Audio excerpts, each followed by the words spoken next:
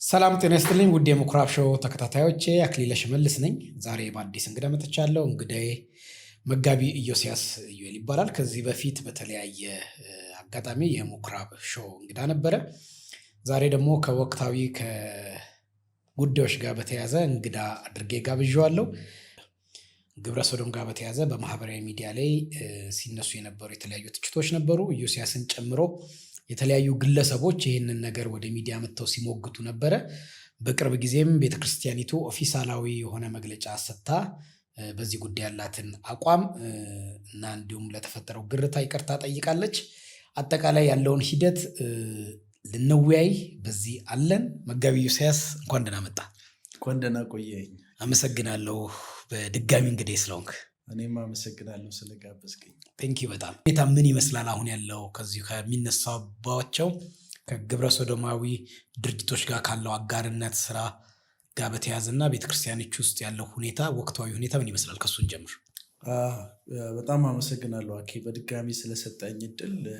እዚህ አብያተ ክርስቲያናት በሁለት ምክንያት ነው የሚተቹት። የመጀመሪያው ግብረ ሰዶማዊነትን እንደ ተፈጥሯዊ ማንነት መቀበል አለብን የሚለውን ሀሳብ በማራገብ ረገድ አድቮኬት በማድረግ ረገድ በቀዳሚነት የሚነሱ ናቸው። አንድ ሁለተኛ በቤተ ክርስቲያን ውስጥ ለመጋቢነት አገልግሎት ወይም መመደብ ለዚህ አገልግሎት ማሰማራት ይቻላል ብለው ማመናቸው ጉዳዩ ከኃጢአትነት ያለፈ ገጽታ እንዳለው ያሳያል። ኃጢአት ነው ብንልም ግን ደግሞ የእነዚህ ሰዎች ሰዶማዊነትን የያዙበት ሁኔታ በጣም አደገኛና ወደ ድፍረትም ያደላ ነው።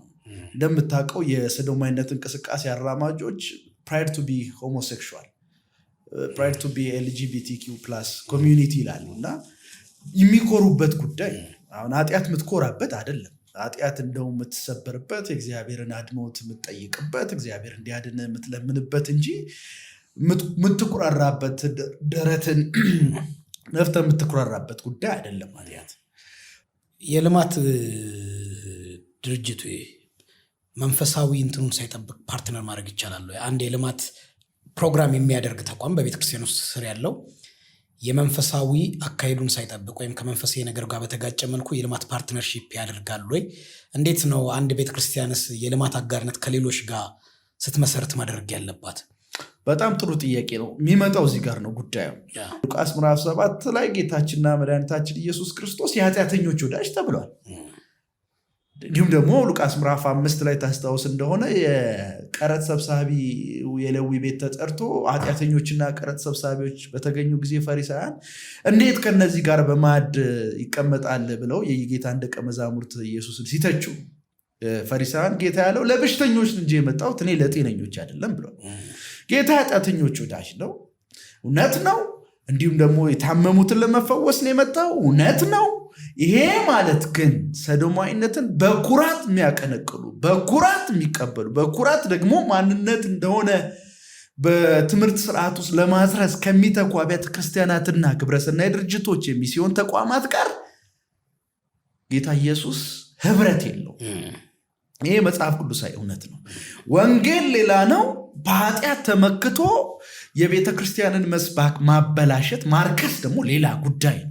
ሁለቱ የተለያዩ ጉዳዮች ነው። ሰዶማዊ የሆነ ሰው አልችልም፣ ኃጢአተኛ ነኝ፣ ደካማ ነኝ፣ የእግዚአብሔር ጸጋ ያስፈልገኛል ብሎ ቢመጣ ወንጌሉ ፈውሶ ሙሉ ያደርገው ዘንድ በወንጌሉ ክፍት በራል። ነገር ግን በዚህ ለሚመካና ፕሮግራም ቀይሶ የትምህርት ስርዓት አቋቁሞ እንዲሁም ደግሞ መጋቢዎችን እንደ መጋቢ ሰዎችን እንደ መጋቢ አድርጎ በቤተ ክርስቲያን ላይ እስከ መሾም የደረሰ ተቋም ቤተ ክርስቲያን ሚስዮን ድርጅት ግብረሰናይ ድርጅት ጋር ግንኙነት መፍጠር ከምንሰብከው ወንጌል ጋር በቀጥታ የሚጋጭ ነው። ስለዚህ በፍጹም መጽሐፍ ቅዱሳዊም አይደለም። ምንም አይነት መጽሐፍ ቅዱሳዊ ድጋፍም ልታመጣለት አትችልም። ለምንድን ነው ግንኙነት የምታደርገው? ገንዘብ ስለምታገኝ። ሌላ ምንም ያገናኘ ነገር አለ? በራሱ ገንዘብ እየተቀበልክ የእንትኑን አልደግም። ምንድነው ከስጋው ከመረቁ አቅምሱኝ ከስጋው ጾመኛ ነኝ እንደሚባለው ገንዘቡን ወስጄ እንደን ያሉትን ነገር አልደግፍም ማለት በራሱ አይቻልም። እኔ ሌላ ጥያቄ መሪዎቻችን ይህንን መንገድ ለምን መረጡ? ብዙ ነገር በሚስጥራዊ መንገድ ነበር ሲደረግ የነበረው እንደሰማነው። ቅርብ ጊዜ ነው ኤክስፖዝ የሆነው እንዳቆሙ ነበር የሚያደርገው እና አንድ ጽሁፍም ቅርብ ጊዜ ጽፈህ ነበረ ጉዲና ቶምሳ በህይወት ቢኖሩ ኖሮ ይህን ነገር በጣም ፊት ለፊት ይቃወሙ ነበር ብለው ነበር እና የጉዲና ቶምሳ አይነት ቆራጥ መሪዎች የሉንም ከዛ በኋላ የፈሩ ይህንን መንገድ መሪዎቻችን በዝምታ ለማየት ወይም ኮምፕሮማይዝ ለማድረግ እንደ አባት ለትውልድ እንደ ቤተክርስቲያን እንደሚያስተላልፍ ሰው ኮምፕሮማይዝ ለማድረግ እንዴት ቻሉ? እንዴት ፈለጉ? ገንዘብ ነው? ስልጣን ነው? ምንድን ነው ይህን እንደዛ ሊያደርግ የቻለው? እውነት ለመናገር ግልጽ በሆነ ፈረንጅ ብላክ ኤንድ ዋይት ይላል። ግልጽ በሆነ መንገድ እናስቀምጠው ከተባለ ነገሩ ከገንዘብና ከገንዘብ ጋር ብቻ የሚገናኝ ነው። ጥያቄ እኔ የምመልሰው በሁለት መንገድ ከፍዬ ነው። የመጀመሪያው ኢትዮጵያ ውስጥ ያሉ የወንጌላውያን አብያተ ክርስቲያናት ግብረ ሰዶማዊነትን በሚመለከት ምን አይነት አቋም አላቸው የሚልና የምዕራባውያኑ አብያተ ክርስቲያናት። ወደ ኢትዮጵያ ስንመጣ የኢትዮጵያ የትኛውም አብያተ ክርስቲያን ሰዶማዊነትን አይቀበልም። አንደኛ ከሃይማኖት ብቻ ሳይሆን ከባህላችን ተነስተን ብታይ ስነ ቃሎቻችን ጭምር ሰዶማዊነትን በመረረ ቋንቋ የሚገልጽ አንዳንዴም እስከ መስደብ አሉታዊ ቋንቋዎችን እስከ መጠቀምም ይደርሳል እና እጅግ በጣም ያው አያያዙ ተገቢ ነው አይደለም፣ እሱ ሌላ ውይይት ይጠይቃል። ቢሆንም ፈጽሞ ክፍት በር እንደሌለው ትመለከታለህ። ማህበረሰባችን ሆሞፎቢያ ናት ይላሉ እነሱ። ለሀገሪቷ እንደ ስቴት ሆሞፎቢያ ሀገር ናት። በህገ መንግስት ደረጃ ይህን ነገር ወንጀል ነው ብላ በስቴት ደረጃ የምትቃወም ሆሞሴክሹዋልን ፎቢያ ያለባት ሀገር ናት እንደ ስቴት ብለው ነው ቢገልጿት። ነጭ እውነት ነው። እነሱ ያው ምንም ሊሉ ይችላሉ። ምክንያቱም የሰዶማዊነት የሰብአዊ መብት ጉዳይ ማራየት ነው ብለው ስለሚመለከቱ ሰዶማዊነትን የሚከለክል የትኛውም ህግ የሰብአዊ መብት ጥሰት ነው ብለው ስለሚያስቡ እንደዚህም ከዛም በላይ ሊሉ ይችላሉ እነሱ። ወደ ኢትዮጵያ ግን ስትመጣ ባህላችን ራሱ ይህንን ልምምድ አይቀበለውም፣ ይቃወመዋል።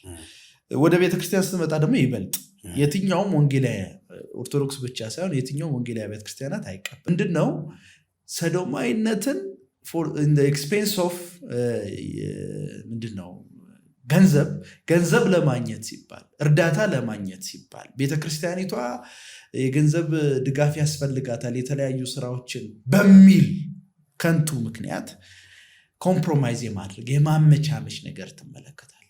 እኛ ሀገር ብቻ አይደለም እኮ ዓለም ላይ ሰዶማዊነትን የሚደግፉ ግሩፖች በጣም ቁጥራቸው ጥቂት ነው።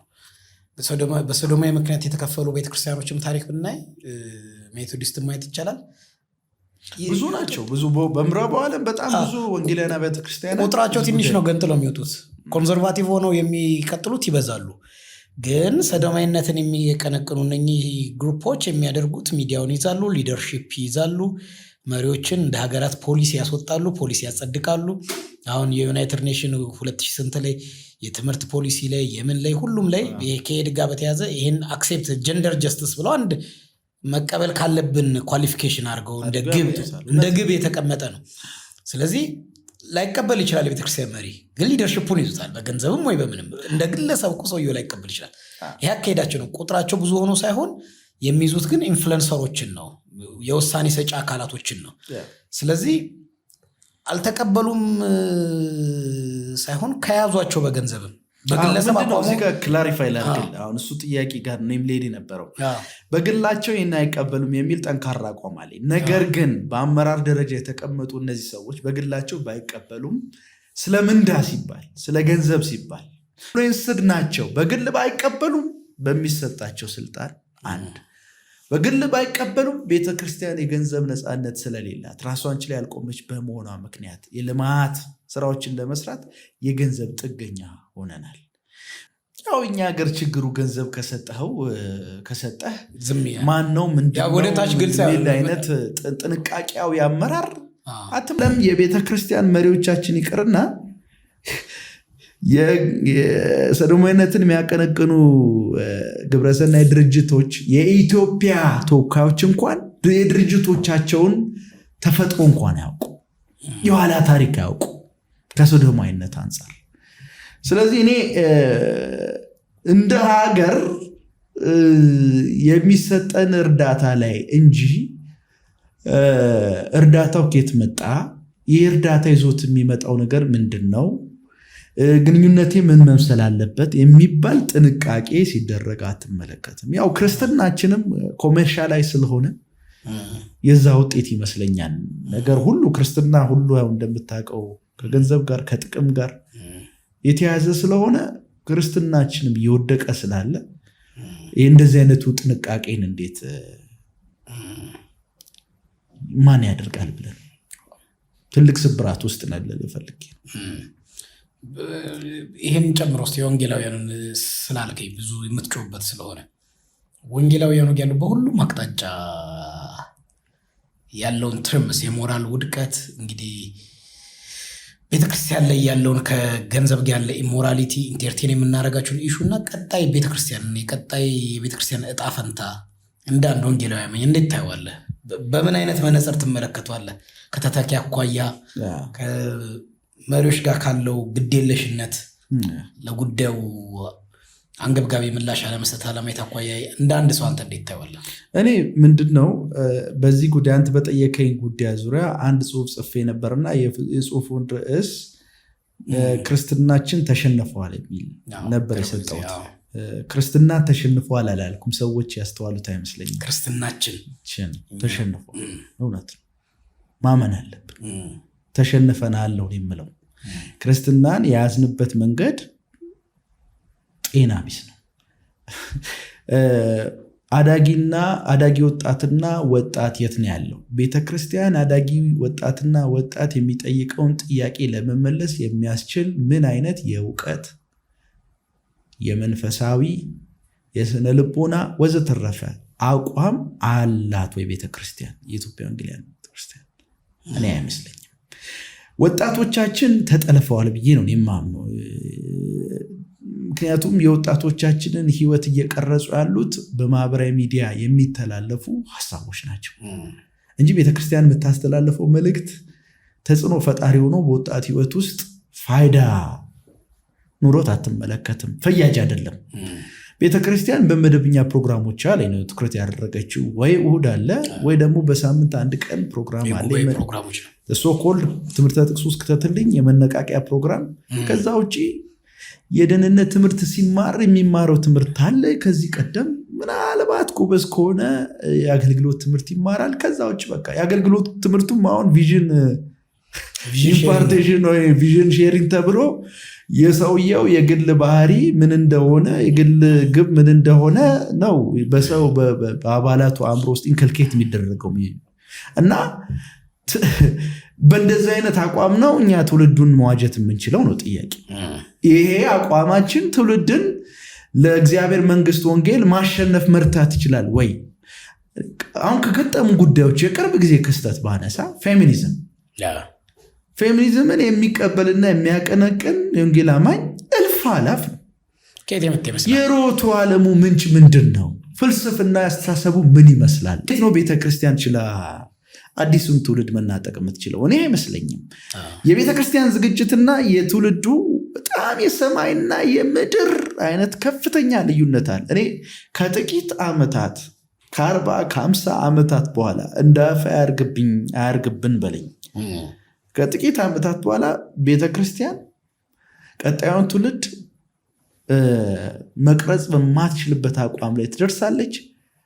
ቤተክርስቲያን ማትዘጋበትና እንደ አውሮፓ አገራት ሙዚየም ማትሆንበት ምክንያት የለም የሚል ፍርሃት ነው ያለ። እኛ ኦፒኒየን ሜከሮች ነን፣ ውሳኔ ሰጪ ስላልሆነን። ግን እኔ አባቶችም መሪዎቻችንም ይህን የሚስሙ ከሆነ ይህንን እንዴት ማየት ተሳናቸው? ሁልጊዜ ቤተክርስቲያን ውስጥ ሆሞሴክሹዋል የተነሳባቸው የዓለማችን አብያተ ክርስቲያናቶች ውስጥ መከፋፈልና መጥፋት፣ መፍረስ፣ አቅም መዳከም ወንጌሉን ሽሪንክ እንዲያደርግ ያደረገው። እንግዲህ የአውሮፓ ቤተክርስቲያኖችን ማየት እንችላለን፣ የአሜሪካ ቤተክርስቲያኖችን ማየት እንችላለን፣ ብዙ ቤተክርስቲያኖችን እና መጽሐፍ ቅዱሳችንም እንደሚያሳየን ሁልጊዜ ከውስጥ ያለ ዲቪዥን ከውስጥ የሚነሳ ለዲቪዥን የሚዳረግ ነገር አደገኛ እንደሆነ ያሳየናል። ማለት ከውጭ የሚመጣ ጥቃት፣ ቤተክርስቲያንን ከውጭ የሚመጣ ስደት በመጽሐፍ ቅዱስ ላይ በሐዋርያት ሥራ የምናየው ቤተክርስቲያን ያጠነክራታል፣ ስትሮንግ ያደርጋታል። የውስጥ ዲቪዥን ግን ለሊደርሺፕ ከባድ ነው፣ ያፈርሳታል። እኛ ጋር እንደዚህ የሚዳርግ ነው። ከይህንን መሪዎች እንዴት እንደ ኖርማል ሊያዩት ይቻሉ? ከውስጥ ያለ ዲቪዥን ሊፈጥር የሚችለውን ነገር ይሄ ዲቪዥን የሚፈጥር ነው። ከኢትዮጵያ ባህላችን በጣም ያፈነገጠ ነው። ከኢትዮጵያ ባህል ከማፈንገጥ አልፎ ቤተክርስቲያን ውስጥ ከፍተኛ አሁን እንኳን ማህበራዊ ሚዲያ ላይ የተነሳውን ግርግር ስታይ የተለያዩ ሲኖዶሶች አቋም እንዳለ ሆነው የውስጥ ዲቪዥን ፈጥሯል፣ አቋም ክፍፍል ፈጥሯል። እና ይሄን ነገር እንደተራ እንዴት ያወታል? ወደፊት ለሚኖረው ትውልድ ቀጣይ ቤተክርስቲያን የወንጌልን አቅም የቤተክርስቲያንን አቅም የማድረስ አቅሙን አያሳንሰውም ወይ? አቅም አያሳጣም? ሽሪንክ አያደርገውም ወይ? ለውስጥ ዲቪዥን የሚዳርግ ነገር ስለሆነ የሆነ ያለው ማለት ነው። አሁን የምታነሳልኝ የአመራር ጉዳይ ነው። እኔ እንደ አመራር የቤተክርስቲያን ሶሪ ቱ ሴይ ዚስ እና አሁን ባለው ሁኔታ የኢትዮጵያ ቤተክርስቲያናት መሪዎች ትውልዱን መምራት የሚችል ቁመና ላይ ናቸው ብሎ ለመውሰድ በጣም አስቸጋሪ። ትውልድ የማያስቡ ይቅርታዬን ቋንቋ በመጠቀም ጠንከር ማለት ስላለብኝ ነው። ለትውልድ የማያስቡ በጊዜያዊ ጥቅም ላይ የተመሰረተ እይታ ሾርት ሳይትድ የሆኑ መሪዎች ከቤተክርስቲያን አመራርነት እስካልወረዱ ድረስ ይህን አስምረልኝ እስካልወረዱ ድረስ እና ደግሞ እንደ ጉዲና ቱምሳ አይነት ባለራዕይ መሪዎች እስካልመጡ ድረስ የኢትዮጵያ ቤተክርስቲያን ሂደት ወደ ሞት ነው የሚሆነው፣ ወደ መጥፋት ነው የሚሆነው። የትኛውንም አመራር ተመልከት፣ በአብያተ ክርስቲያናት ደረጃ በል በካውንስል ደረጃ በል የምታነሳቸው መሪዎች ስለ ቀጣይ ትውልድ ኮንሰርንድ ናቸው። ስለ ህንፃ ግንባታ ነው የሚያወሩ የምትመለከት፣ ስቴዲየም ስለሚደረግ ፕሮግራም ነው ሲያወሩ የምትመለከተው። በቅርቡ እንኳን የህዳሴ ግድቡን በሚመለከት የድጋፍ እናደርጋለን እንጸልያለን። ጥሩ ነው። ህዳሴ በጣም ጥሩ አርጊመንት አንሰጣለን። እኔ በጣም የሁል ጊዜ ጥያቄ የኢትዮጵያ ቤተክርስቲያን ሌሎች ቤተ እምነቶች ኢቭን ፊት ለፊት ሲያወግዙ ጦርነቶች ላይ የዜጎች መፈናቀል ላይ ሲሪየስ የሆኑ የኑሮ ውድነት ላይ እኔ ኑሮ ውድነት በጣም እንደው መጋቢ ጻድቁና አግኝቼ ለመጠየቅ ረጅም ጊዜ ሆኖኛል ፈልጋለሁ። እንደው ብዙ በየአጥቢያ ቤተክርስቲያን ዲያቆናት፣ ፓስተሮች፣ ቄሶች የተለያዩ አገልጋዮች አሏቸው። ድሮ 300 ብር 400 ብር 1000 ብር 2000 ብር ይከፈሉ ነበረ በየቤተክርስቲያኖቹ። አሁንም ቤተክርስቲያኖች ብዙ በየገጠሩ ያሉ ቤተክርስቲያን ኑሮ ውድነቱ የኛኑ አገልጋዮች እንዴት አድርጓቸዋል ብሎ አስበው ይሆን ብዬ እላለሁ። ማለት እንደው የሌላውን የውጭውን አጥር ምናምን ይተውና እዛው ያሉ አገልጋዮች ልጆች ያሏቸው የሚያስተምሩ ቤት ተከራይተው የሚኖሩ ፓስተሮች፣ ቄሶች ምናምን ከቤተክርስቲያን በጀት የሚከፈለላቸው ወይም ሙሉ ጊዜ ሰጥተው የሚያገለግሉ በዚህ ኑሮ ውድነት እንዴት እየኖሩ ነው ብለው የየራሳቸው ቤተክርስቲያናት ህዝብ ኑሮ እንኳን አሳስቧቸው መግለጫ እንዴት አያወጡም የሚል ሁሌ ጥያቄ አለብኝ። የቤተክርስቲያን እንትን አንዱ እሱ ነው። በቃ እሱ መች ቶፒክ ይሆናል? ይሄ ቶፒክ አይሆንም። ምንም ጥቅም የለውም። ወጥቶም ውይይት ርዕስም እንዲሆን አይፈልግም። በጣም እኮ ነው የሚያሳዝን። አሁን ባልኩ ቤተክርስቲያናት ህብረት ወቅታዊ መግለጫ በአዲስ ዓመት ፕሮግራም እናደርጋለን ስቴዲየም፣ እንዲሁም ደግሞ ስለ ህዳሴው ግድብ እናመሰግናለን። ጥሩ ነው። እንደ ሀገር የህዳሴ ግድብ የትምክህት ምንድነው የኩራታችን ምልክት ነው።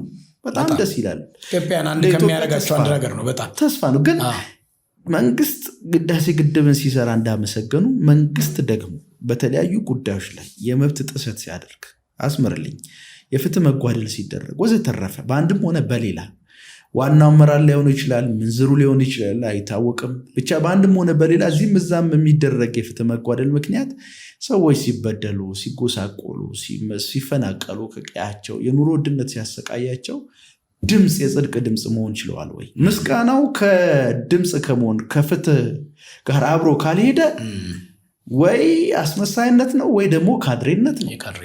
ስለዚህ ቤተክርስቲያን አሁን ያለችው ምን ላይ ነው? የታይታ ላይ ያለችው ምን ላይ ነው? ወንበሯን ማሞቅ ላይ ነው መሪዎቹ ያሉት። ታውቃለህ፣ አንዳንድ የቤተክርስቲያን መሪዎች መሪ ለመሆን ይህንን ትውልድ ፈያጅ ያልሆነ አመራር ለመስጠት ሎቢ ያደርጋሉ። ታውቃለህ፣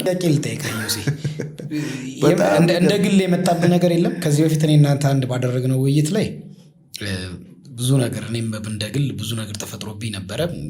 ስወያይ ነበር ከአንተ ጋር ያኔ ሲሪየስሊ እንደዚህ ቲሹ ስናነሳ ታውቆን ይሁን ምን መሪዎቻችን ስታዩ ብለን ሜንሽን አድርገን ነበር። እንደዚህ አይነት ነገር አድርጌ ነበር። አሁን ይሄ ሲሪየስ የሆነ ነገር ነው።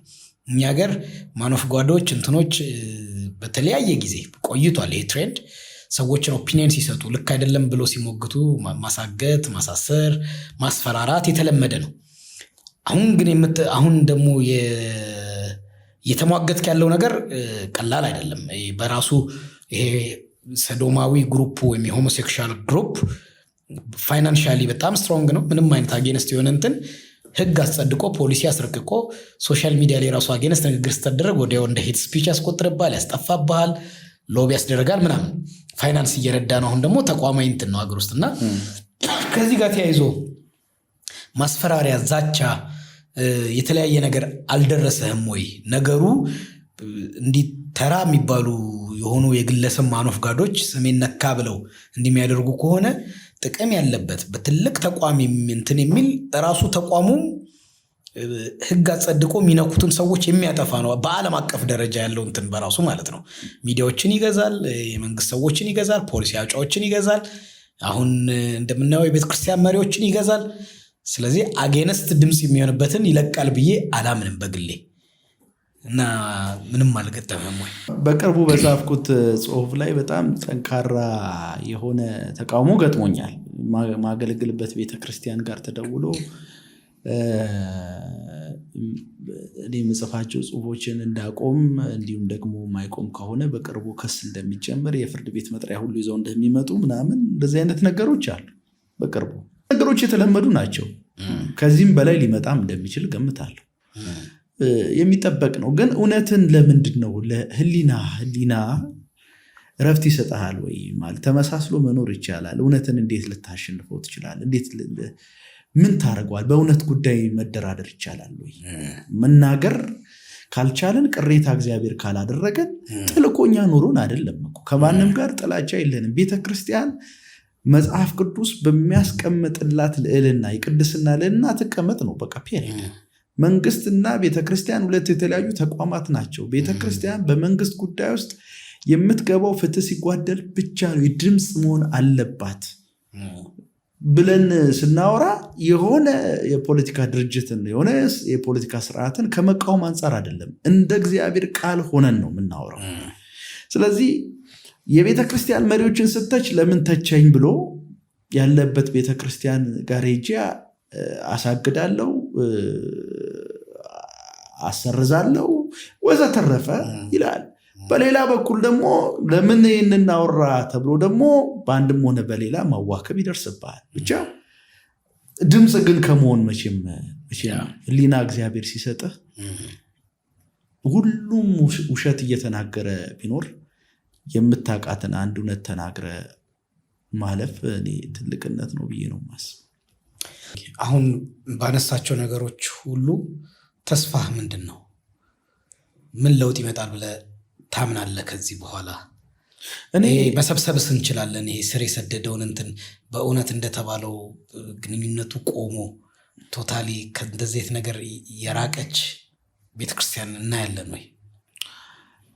ምለው ምንድነው በሚስዮናውያን ድጋፍ ላይ የቆሙ የቤተክርስቲያን ስራዎች ራስን ወደ መቻል እስካልመጡ ድረስ ከዚህም ያለፈ ሌላ ዘመን አመጣሽ የሆነ ተግዳሮት ቤተክርስቲያን ይገጥማታል። ራሷን መቻል አለባት። አንድ ሁለት፣ በቤተክርስቲያን አመራር ላይ የሚቀመጡ ሰዎች አቋማቸው በበቂ ሁኔታ ተመርምሮ ተመዝኖ ወደ ስልጣን ካልመጡ፣ ወደ አመራርነት ካልመጡ አሁን የምታየውን አይነት አዳፋ በቤተክርስቲያን ላይ ያመጣሉ። ለትውልድ ትልቅ ስብራት። በነገራችን ላይ አሁን እያወራን ያለነው እኮ የባል ወረራ ነው እኮ። በአንድም ሆነ በሌላ የባል ወረራ ነው የነበረ። በኢትዮጵያ ባህል ውስጥ የነበረን በኢትዮጵያ ሕዝብ መካከል የነበረን ባህል የሚሰብር ነው። ሰዶማዊነት ለኛ ባህላችን አይደለም፣ ከባህላችን ጋር ተጻራሪ ነው።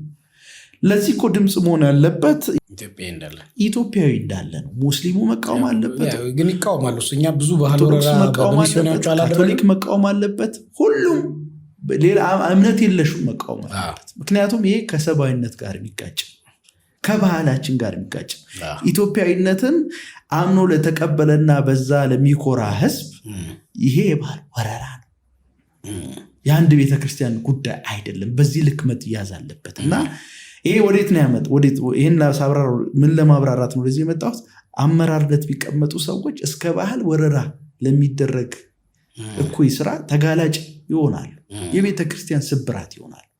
ስለዚህ ሁለተኛ ይሄ ነው።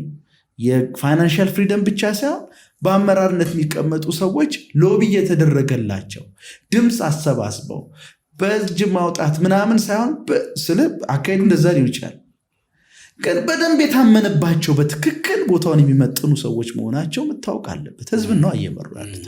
ሌላው የሚታየኝ ሶስተኛ እኔ በእኔና ከኔ በፊት በነበረው ትውልድ ላይ አይደለም እኔ ተስፋ የማደርገው።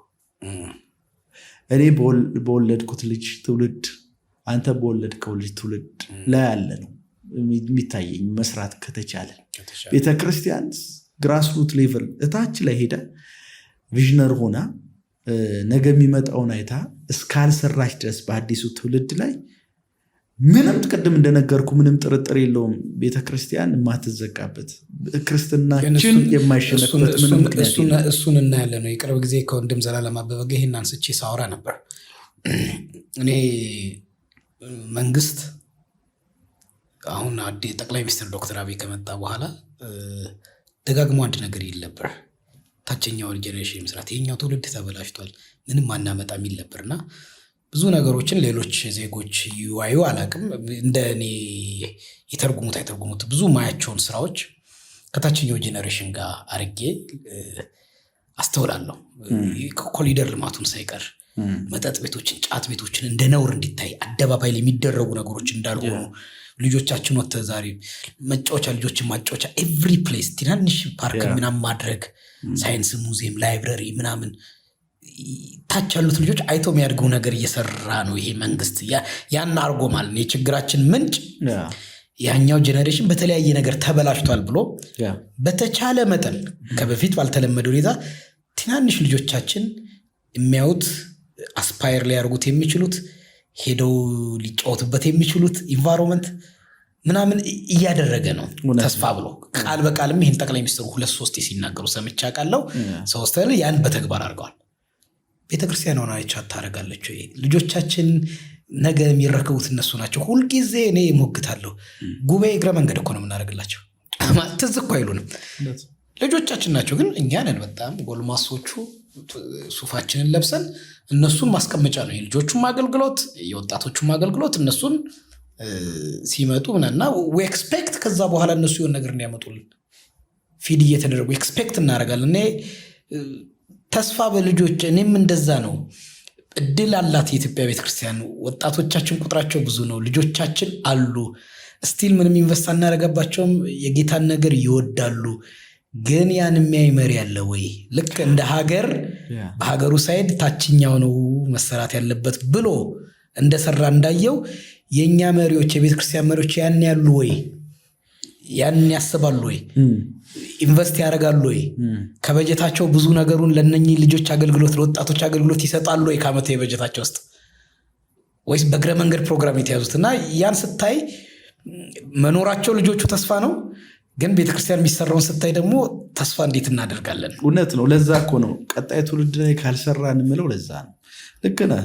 በጣም መንግስት አንዱ አፕሪሺየት የምታደርገው ነገር የሚሰራቸው ኢንፍራስትራክቸር መዋለ ንዋዮች ምናምን ስትመለከት በጣም ይገርመሃል። ልጆችን ኮንሲደር ያደረገ ነው። ለምሳሌ ሱሳሱስ ወዘተረፈ እድል ፈንታ እንደሌለው ታያለህ። ይህ ትልቅ አስተውሎት ነው፣ መበረታታትም ያለበት። በተቃራኒ ቤተክርስቲያን ቀጣይ ትውልድን በሚመለከት እንዳልከው ያንን ተመልክቶ የሚሰራ የቤተክርስቲያን አመራር አትመለከትም።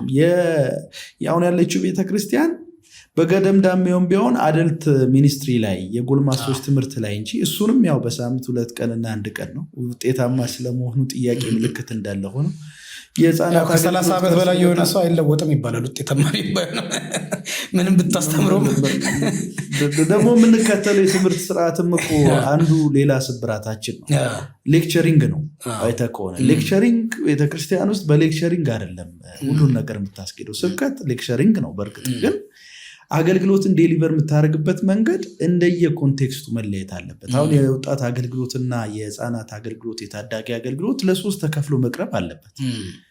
በዛ ደረጃ ሴንሲቲቭ ሆና ቤተክርስቲያን የእድገት ስነልቦናቸውን ከግምት ውስጥ በማስገባት የአእምሮ፣ የማህበራዊ፣ የአካል እድገታቸውን ግንዛቤ በማስገባት የትምህርት መንገድ ምንድነው ቲቺንግ ሜቶዶሎጂ ቀርጻ ዘመን ተሻጋሪ የሆኑ ትምህርቶችን በነዛ ቲቺንግ ሜቶዶሎጂ ውስጥ አስርጻ የመስራት ነገር በፍጹም የሰማይና የምድር ያህል ኢቨንቶ የወጣትና የታዳጊ የህፃናት አገልግሎትን ሊያገለግሉ የሚችሉ ሰዎችን የሚያሰለጥኑ ተቋማት ሳሉን ወይ በበቂ? አሁን ኢቲሲ ብቻ ነው የማውቀው ዩዝ ሚኒስትሪ ላይ በእጅ የሚቆጠሩ ናቸው እንጂ በዚህ ጉዳይ ላይ ወጣቱን አዲሱን ትውልድ ህፃናትን ከመቅረጽ አንጻር ለማስታጠቅ የሚያስችሉ ተቋማት ስንዳፋ ያለውን አውቃለሁ።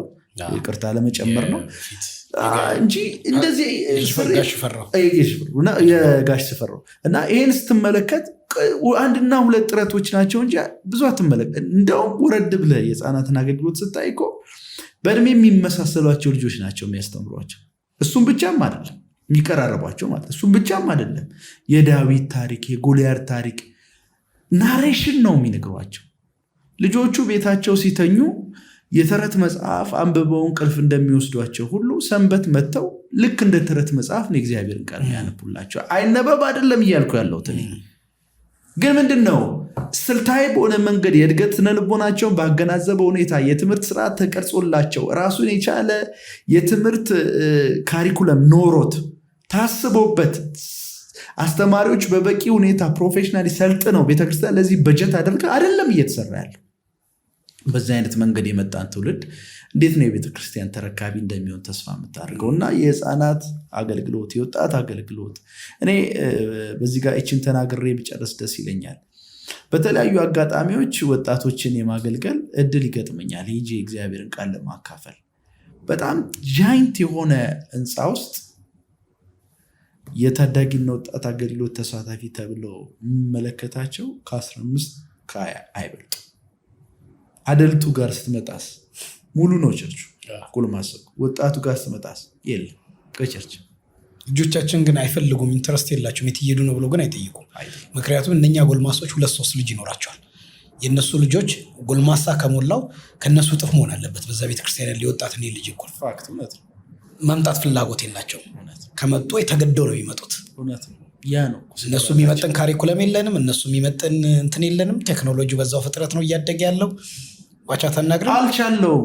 እኛ እንመን እኔ የምልህ ለዚህ ነው ቤተክርስቲያን የቀጣይ ትውልድን ለማገልገል የሚችል ቁመና አሁን ባለው ሁኔታ ቁመና የላት። እኔ እንደውም የሚታወሰኝ አሁኗን ቤተክርስቲያን ሳይ እስራኤላውያን በግዞት በኃጢአት ሰርተው በነበረበት ጊዜ በግዞት ወደ አሕዛብ መንግስታት በባቢሎን ሊጋዙ ሲሉ እየመጡ ሐሰተኛ ነቢያት ተስፋ ሰጪ ቃል ይሰጧቸው እንደነበር እና ሐሰተኛ ነቢያትን ተቀብለው እውነተኛ ነቢያትን አልሰማም ብለው በደንዳናነት ይኖሩ እንደነበር ያ ዘመን ነው የሚታየኝ።